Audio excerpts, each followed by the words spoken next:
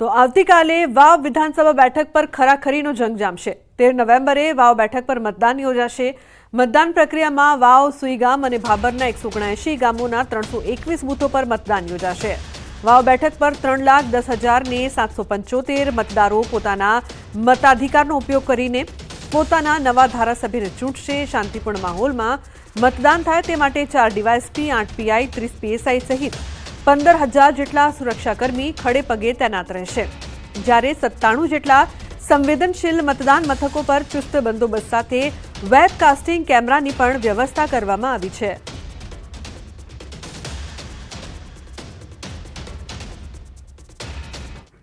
હવે વાત કરીશું લોહીની અછતની।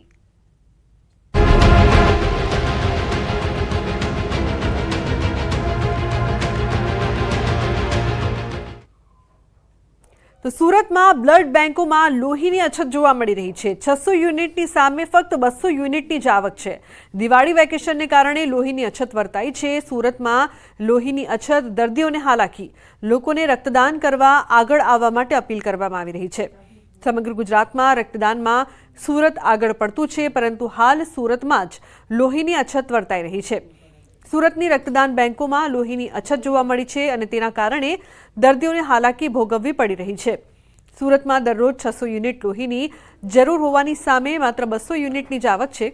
તેની પાછળ દિવાળી વેકેશનને લઈને લોકો પોતાના વતન જવા નીકળી ગયા છે। આમ તો સુરત શહેર દાનની ભૂમિ કહેવાય છે। દેશભરમાં કોઈપણ સમસ્યા હોય ત્યારે જરૂર સુરતીલાલાઓ આગળ આવતા હોય છે। સામાન્યપણે સુરતમાં અલગ અલગ વિસ્તારોમાં દરરોજ કોઈકને કોઈક જગ્યા પર રક્તદાન કેમ્પ થતા હોય છે અને સુરત સાથે ગુજરાતમાં દર્દીઓને પૂરતા પ્રમાણમાં લોહી મળી રહે છે। વરાછાના લોક સમર્પણ રક્તદાન કેન્દ્રમાં 160 યુનિટ રક્તની જાવક સામે ખૂબ ઓછા રક્તની આવક થઈ રહી છે। રક્તની અછત અને દર્દીઓને હાલાકીના કારણે સંચાલકો પણ ચિંતામાં મુકાયા છે। પણ હમણાં દિવાળી વેકેશન હોવાના કારણે લોહીની અછત રહેતી હોય છે। એના માટે મારા છોકરાને લોહી મળી રહે તો રક્તદાન માટે બધા આગળ વધવા જોઈએ। સુરતમાં અત્યારે રક્તની ખૂબ જ મોટી જરૂરિયાત ઊભી થઈ છે, કારણ કે અત્યારે રક્તદાતાઓ રક્તદાન ન કરવાને કારણે હોસ્પિટલોમાં રોજની જે ડિમાન્ડો છે એ થેલેસેમિયા જેવા હેમોફિલિયાના દર્દીઓ, એક્સિડન્ટના દર્દીઓને જે જરૂરિયાત પડે છે એ તો ચાલુ જ છે। તો મારી આપ સર્વને વિનંતી છે કે આપ નજીકની બ્લડ બેંકે જઈને રક્તદાન કરજો તો જરૂરિયાતમંદ દર્દીઓને રક્ત ટાઈમે મળી જાય। તો થેલેસેમિયાના દર્દીઓ માટે ચિંતાજનક સમાચાર।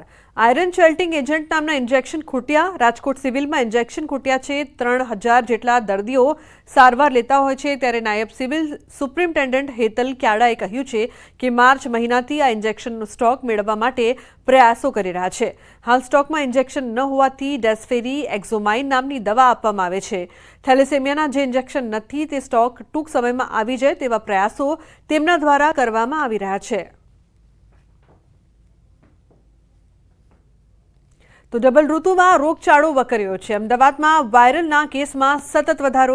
સરકારી અને ખાનગી હોસ્પિટલમાં દર્દીઓનો ધસારો। 10 દિવસમાં તાવ, શરદીના 12,000 જેટલા કેસીસ નોંધાયા છે। તહેવાર બાદ રોગચાળો વકર્યો છે। શહેરમાં વાયરલના કેસમાં સતત વધારો થઈ રહ્યો છે, જેથી શહેરની સરકારી અને ખાનગી હોસ્પિટલમાં દર્દીઓનો ધસારો જોવા મળી રહ્યો છે। તો બીજી તરફ એએમસી અર્બન હેલ્થ સેન્ટર દર્દીઓથી ઉભરાયા છે। એએમસીની 86 અર્બન હેલ્થ સેન્ટરમાં ઓપીડી વધી। પ્રતિદિન સરેરાશ 7,000થી વધુની ઓપીડી નોંધાઈ છે। ડબલ ઋતુ સહિત તહેવાર બાદ તાવ, શરદી અને ખાંસીના કેસમાં સતત વધારો જોવા મળી રહ્યો છે। છેલ્લા 10 દિવસમાં તાવના 5,000 કેસ, જ્યારે શરદી અને ખાંસીના 7,000 કેસ નોંધાયા છે। ઝાડા ઉલટીના 68 કેસીસ અને ટાઇફોઇડના 80 કેસીસ નવેમ્બર માસ દરમિયાન રિપોર્ટ થયેલા છે। હાલમાં જે મચ્છરજન્ય કેસીસ છે ગત માસની સરખામણીમાં ઘટાડો જોવા માલુમ પડેલ છે। સાથે સાથે વોટરબોર્ન ડિસીઝ બાબતે ઝાડા ઉલટીના કેસીસ, જોન્ડિસ, ટાઇફોઇડના કેસીસમાં પણ કોઈ એક જગ્યાએ પોકેટ નથી, જે કેસીસ રિપોર્ટ થયેલા છે। તમામ છૂટાછવાયા કેસીસ રિપોર્ટ થયેલા છે। હાલમાં જે મુખ્યત્વે ઓપીડી બેઝ પર જે પેશન્ટ આવી રહ્યા છે ફીવર વિથ રેસ્પિરેટરી ટ્રેક ઇન્ફેક્શનના એટલે કે પેશન્ટને કફ કોલ્ડ જેવી કમ્પ્લેન સાથે અત્યારે હાલમાં આવી રહ્યા છે. તો સુરતની નવી સિવિલના જૂના બિલ્ડિંગની હોસ્પિટલમાં ફરી પોપડા પડ્યા. હોસ્પિટલમાં પોપડા પડતા દર્દીઓના જીવ તાળવે ચોંટ્યા હતા. જો કે સદનસીબે ઘટનામાં કોઈ જાનહાનિ ન થતાં દર્દીઓએ હાશકારો અનુભવ્યો. નવાઈની બાબત તો એ છે કે છેલ્લા ઘણા સમયથી નવી સિવિલ હોસ્પિટલની જૂની બિલ્ડિંગમાં પોપડા કરવાની ઘટના બની રહી છે, છતાં કેમ હોસ્પિટલમાં સમારકામ નથી કરાતું તેવા સવાલો ઊભા થયા છે. શું નવી સિવિલ હોસ્પિટલનું તંત્ર કોઈ મોટી દુર્ઘટનાની રાહ જોઈ રહ્યું છે તેવા સવાલ ઉઠી રહ્યા છે. અન્ય સમાચારની વાત કરીએ તો દાહોદ જિલ્લાના ઝાલોદ તાલુકામાંથી પસાર થતી દિલ્હી મુંબઈ કોરિડોર હાઈવે અંગે પ્રાંત કચેરી ખાતે મિટિંગ યોજાઈ. પ્રાંત અધિકારીના અધ્યક્ષસ્થાને સંકલનના તમામ અધિકારીઓ અને 14 ગામોના ખેડૂતોની હાજરીમાં યોજાઈ મિટિંગ. કુલ 17 મૂળભૂત સુવિધાની માંગણીઓ કરાઈ છે, જેમાં વીજળી, પાણી, રસ્તા, ગરનાળા, સ્મશાન સહિત 17 મૂળભૂત સુવિધાઓ અંગે પ્રાંત અધિકારી સમક્ષ રજૂઆત કરાઈ. 13 નવેમ્બરે નવેસરથી 14 ગામોમાં સર્વે કરાશે. સર્વે બાદ કામગીરી પૂરી ક્યાર સુધી કરાશે તેની લેખિતમાં માંગણી કરાઈ છે.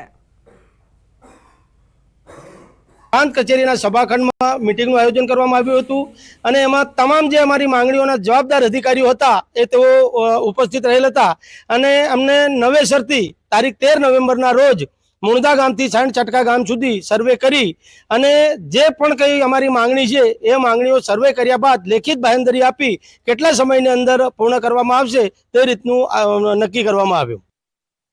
તો ગિરનાર લીલી પરિક્રમા વહેલી શરૂ થઈ ગઈ છે અને હાલ લાખો ભાવિકો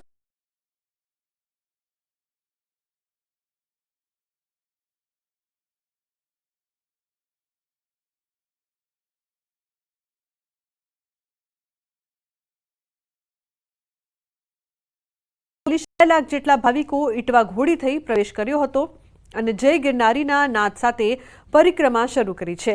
બીજી તરફ નળ પાણીની ઘીડી તરફથી 50,000થી વધુ ભાવિકોએ પાસ કરી, એટલે આજ સાંજ સુધીમાં કે મોડી રાત્રે 1 લાખથી વધુ ભાવિકો પરિક્રમા પૂર્ણ કરશે તેવો અંદાજો લગાવાઈ રહ્યો છે.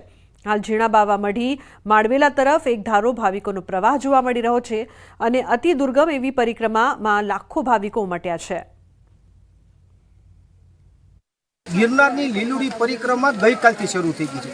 આમ જોવા જોઈએ તો આ પરિક્રમા છે તે દેવ દિવાળીની મધ્યરાત્રિથી વિધિવત શરૂ થાય છે, પણ વન વિભાગ અને વહીવટી તંત્ર દ્વારા જે યાત્રિકોની ભીડ જોતા છે તે ગઈકાલથી જ લોકોને પ્રવેશ આપી દેવામાં આવ્યો હતો.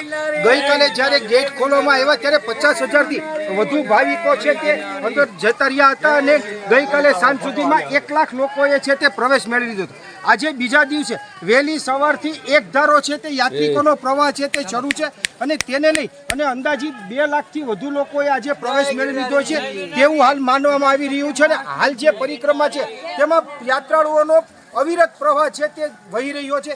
તેને લઈ અને આજ સાંજ સુધીમાં કે મોડી રાત સુધીમાં બોરદેવીનો જે છેલ્લો પડાવ છે ત્યાંથી અંદાજિત 1 લાખ યાત્રાળુઓ પોતાની પરિક્રમા પૂરી કરશે તેવો હાલ અંદાજ સેવાઈ રહ્યો છે. ત્યારે આજે મધ્યરાત્રિએ જે પરિક્રમાનો વિધિવત પ્રારંભ થનાર છે તે ઔપચારિક બની રહેશે. અતુલ વ્યાસ, ન્યૂઝ 18 ગુજરાતી, જૂનાગઢ. પ્રથમ જ્યોતિર્લિંગ સોમનાથ મહાદેવ મંદિર ખાતે કાર્તિક પૂર્ણિમા મેળો ખુલ્લો મુકાયો. જિલ્લા કલેક્ટર દિગ્વિજયસિંહ જાડેજાએ 5 દિવસીય મેળો ખુલ્લો મૂક્યો. વર્ષ 1955થી સોમનાથ ખાતે કાર્તિક પૂર્ણિમા મેળાનું આયોજન કરવામાં આવે છે અને મેળામાં સહેલાણીઓ અને સોમનાથ આવનારા દેશભરના શ્રદ્ધાળુઓ ઉમટી પડે છે. 5 દિવસ સુધી મેળાનું આયોજન કરવામાં આવે છે. સોમનાથ ટ્રસ્ટ દ્વારા સ્થાનિક જિલ્લા વહીવટીતંત્ર, પોલીસ વિભાગ તેમજ સેવા સદનના સહયોગથી આ મેળાનું આયોજન કરવામાં આવી રહ્યું છે. 5 દિવસ સતત લોકો આ મેળો માણશે ત્યારે રોજે રોજ જુદા જુદા સાંસ્કૃતિક કાર્યક્રમોમાં ગુજરાતના નામાંકિત એવા અનેક કલાકારો અહીંયા પોતાની કલા પીરસશે. 55થી યોજાતો જગપ્રસિદ્ધ શ્રી સોમનાથ મહાદેવના શનિદેવમાં કાર્તિકી પૂનમનો મેળો જે યોજાય છે તેના આજે શુભારંભ કરેલ છે. તારીખ 11થી પૂનમ સુધી એટલે કે 15 તારીખ સુધી આ મેળો ચાલશે. આણંદ જિલ્લા અને તાલુકાનું વહેરાખાડી ગામ, જ્યાં મહીસાગર નદીના કિનારે આવેલ છે લોકમાતા અને સતી મહીસાગર માતાજીનું મંદિર. એવું કહેવાય છે કે લોકવાયકા છે કે લોકમાતા મહીસાગર અને દરિયાદેવના લગ્ન વહેરાખાડી મહીસાગર નદી કિનારે મહાદેવજી અને માતા પાર્વતીની સાક્ષીએ થયા હતા. આજે પણ જ્યાં લોકમાતા મહીસાગર અને દરિયાદેવના લગ્ન થયા હતા તે લગ્નની ચોરી પ્રસ્થાપિત છે, જ્યાં ધારનાથ મહાદેવજીનું સ્વયંભૂ શિવલિંગ છે। નવા વર્ષ નિમિત્તે શ્રદ્ધાળુઓ દર્શન અને આશીર્વાદ લેવા માટે આવે છે। માઈ ભક્તો લોકમાતા મહીસાગર નદીમાં ડૂબકી લગાવી શુદ્ધ થઈ જાય છે અને લોકમાતા મહીસાગર નદી અને દરિયાદેવની લગ્નની ચોરીના દર્શને આવે છે। દર્શનાર્થીઓ લોકમાતા મહીસાગર નદીમાં બોટિંગ કરીને પરિક્રમા કર્યાનો આનંદ અને સંતોષ અનુભવે છે। આ એક આણંદ જિલ્લામાં આવેલું વેરાખાડી ગામમાં આવેલું એક ઐતિહાસિક અને પૌરાણિક મંદિર છે મહીસાગર માતાનું, અને એ ઉપર બી મહીસાગર માતા બેસાડેલા છે અને એ 800 વર્ષ જૂનું છે। અને અહીંયા નીચે જે લગ્ન ચોરી છે ત્યાં મહીસાગર માતાના મહાદેવની સાક્ષીમાં લગ્ન થયા હતા, એટલે એનું આગળ બહુ જ મહાત્મય છે। અહીંયા મહીસાગર માતાનો સોમવારી અમાસ, શનિવારી અમાસ અને નવ વર્ષમાં લોકો ઘણા બધા આશીર્વાદ લેવા માતાજીના આવે છે અને નવું વર્ષ સૌનું સારું જાય એવા અહીંના માતાજીના આશીર્વાદ છે। મહીસાગર લગ્ન ચોરી, જેથી કે તે મહી અને સાગરના ત્યાં લગ્ન થયા હતા અને ત્યાં ધારનાથ મહાદેવ તરીકે બિરાજમાન છે। મહાદેવ સાક્ષાત ત્યાં આગળ બિરાજેલા છે અને ઉપર મહી અને સાગરનું મંદિર આવેલું છે અને ભીડભંજન મહાદેવનું પણ મંદિર આવેલું છે અને ત્યાં મોટી સંખ્યામાં લોકો દર્શન કરવા આવે છે। રાજકોટ સૌરાષ્ટ્ર યુનિવર્સિટીમાં એનએસયુઆઈ દ્વારા ઉગ્ર વિરોધ પ્રદર્શન કરવામાં આવ્યું। પીએચડીની એન્ટ્રન્સ પ્રોસેસ ફીમાં વધારો કરતા એનએસયુઆઈ દ્વારા વિરોધ કરાયો। ₹500 માંથી ₹1500 ફી કરતા વિરોધ કરવામાં આવ્યો। યુનિવર્સિટીના રજિસ્ટ્રારની ચેમ્બરમાં એનએસયુઆઈના પ્રદેશ પ્રમુખ નરેન્દ્ર સોલંકી સહિતનાઓએ ધરણા કર્યા, તો તાત્કાલિક ફી વધારો પાછો ખેંચી વિદ્યાર્થીઓને ન્યાય આપવા એનએસયુઆઈની માંગ। સૌરાષ્ટ્ર યુનિવર્સિટીમાં હાલ પીએચડીની પ્રવેશ પ્રક્રિયા ચાલુ છે। આ પીએચડીની પ્રવેશ પ્રક્રિયામાં ક્યાંક તોતિંગ ફી વધારો કરીને વિદ્યાર્થીઓને લૂંટવાનું કામ સૌરાષ્ટ્ર યુનિવર્સિટી કરી રહી છે। ભૂતકાળમાં જ્યારે એન્ટ્રન્સ લેવાતી હતી ત્યારે ₹500 ફી હતી। આ વખતે તો સૌરાષ્ટ્ર યુનિવર્સિટી એન્ટ્રન્સ પણ નથી લેવાની, ત્યારે 2000 અને 1500 જેવી ફી કરી અને ક્યાંક ને ક્યાંક ગરીબ વિદ્યાર્થીઓને લૂંટવાનું કામ આ યુનિવર્સિટી કરી રહી છે। ખેડૂતો રવિ પાકની તૈયારીઓ કરી રહ્યા છે, ત્યારે દાંતા તાલુકામાં ખેડૂતોને ડીએપી ખાતર નથી મળી રહ્યું। સમગ્ર તાલુકામાં ખાતરનો ડેપો એકમાત્ર દાંતા ખાતે આવેલો છે, જ્યાં ડીએપી ખાતરની ભારે અછત પ્રવર્તી રહી છે। એટલું જ નહીં, ખેડૂતોને પૂરતા પ્રમાણમાં બિયારણ પણ નથી મળી રહ્યા હોવાની બૂમ ઉઠી રહી છે। ખાતર માટે ખેડૂતોને ધક્કા ખાવા પડી રહ્યા છે। ખાતરના ડેપોમાં એકમાત્ર યુરિયાનો મોટો જથ્થો ધરબાયેલો પડ્યો છે, ત્યારે ખેડૂતોને ડીએપી ખાતરની મોટી માંગ છે, જે મળી નથી રહ્યું, જેને લઈને સિઝન નીકળી ન જાય તે પહેલા સરકાર પૂરતા પ્રમાણમાં બિયારણને ખાતરનો જથ્થો પૂરો પાડે તેવી માંગ કરાઈ રહી છે। જો ખેડૂતોને સમયસર ખાતર નહીં મળે તો આ રવિ પાકની સાથે આવનાર ઉનાળુ સિઝનનો પાક મેળવવામાં ભારે મુશ્કેલીનો સામનો કરવો પડશે, તેમ ખેડૂતો જણાવી રહ્યા છે। હાલમાં યુરિયા અહીંયા ભરેલું પડ્યું છે, બરોબર। હવે યુરિયાની અમારે જરૂર નથી, અમારે જરૂર ચાલ આપણે ઘઉંના બિયારણની, તો ઘઉંનું બિયારણ અમને મળતું નથી, ડીએપી પણ નથી। 15 દિવસથી રાઉન્ડમાં આવે છે, મારું ડીએપી ખાતર જ નથી અહીંયા। કઈ રીતના હવે ખેતી કરવી અને કઈ રીતના વાવેતર કરવું બધું અહીંયા આવીએ છીએ તો આજ આવશે ને કાલ આવશે ને 2 રાઉન્ડ મરાવે। હાલ તબક્કે જે રીતે રવિ સિઝન ચાલી રહી છે અને રવિ પાકમાં જે રીતે ઘઉંનું વાવેતર થવાનું છે અને ઘઉંના વાવેતર માટે જે ખેડૂતો જે છે હાલ તબક્કે દાંતા ખાતર જે સેન્ટર છે, ખાતર સેન્ટર માટે ઊભા છીએ। અહીંયા એવું જે ખેડૂતો છે, ખેડૂતો એવું કહી રહ્યા છે કે હાલ તબક્કે જે રીતે ડીએપી ખાતરની ભારે જરૂરિયાત જણાવી છે, ત્યારે અહીં ખાતરની ખૂબ જ અસર જોવા મળી રહી છે। હાલ તબક્કે યુરિયા ખાતર છે, યુરિયા ખાતર એકલું ભરેલું જોવા મળી રહ્યું છે અને હાલ તબક્કે જે રીતે ખેડૂતો છે, ખેડૂતોને ડીએપી ખાતરની જરૂર છે, તો ડીએપી ખાતર મળી રહ્યું છે। અનેકવાર ધક્કા ખાવા છતાં અહીંયા ડીએપી ખાતર નથી મળી રહ્યું। જો કે ઘઉંનું બિયારણ છે, ઘઉંનું બિયારણ પણ નથી મળી રહ્યું, એની પણ અછત વર્તાઈ રહી છે અને જ્યારે ડીએપી ખાતર છે એના માટે પણ અનેકવાર ખેડૂતોને ધક્કા ખાવા છતાં નથી મળતા। જો કે અહીંના મેનેજર જે છે ભરતભાઈ ચૌહાણ છે, એ પણ જો કે આ બાબતે કંઈ પણ કહેવાનો ઇનકાર કરી રહ્યા છે। મહેન્દ્ર અગ્રવાલ, ન્યૂઝ 18 ગુજરાતી, દાંતા। તો રવિ પાકની તૈયારી અંગે હવે ખેડૂતોને ધક્કા ખાવા છતાં પણ ખાતર નથી મળી રહ્યું। અમદાવાદની ખ્યાતિ હોસ્પિટલની બેદરકારીનો વધુ એક કિસ્સો રાજકોટથી સામે આવ્યો છે. વિશાલ પટેલ નામના એક વ્યક્તિએ ખ્યાતિ હોસ્પિટલ સામે આક્ષેપ કર્યા છે. પિતાના મોત અંગે આક્ષેપ કરવામાં આવ્યો. વર્ષ 2024માં જૂન મહિનામાં 16મી તારીખે તેમના પિતા નરસિંહભાઈ કાનજીભાઈ પટેલને દાખલ કરાયા હતા, જ્યાં તેમનું મૃત્યુ તારીખ 18 જૂનના રોજ ખ્યાતિ હોસ્પિટલમાં થયું હતું. ડોક્ટર જીત બ્રહ્મણ દ્વારા કરાઈ હતી સારવાર, તેવો પુત્રે આક્ષેપ કર્યો છે. દર્દી નરસિંહભાઈના સગા પાસેથી 12,000 રૂપિયા અમૃત કાર્ડના ખંખેરી લીધા અને એન્જિયોગ્રાફી કરી નાખી હતી તેવો દાવો કરવામાં આવ્યો. તો દર્દીના સગાને જાણ કર્યા વિના જ એન્જિયોગ્રાફી કરાયાનો હોસ્પિટલ પર આક્ષેપ કરાયો છે.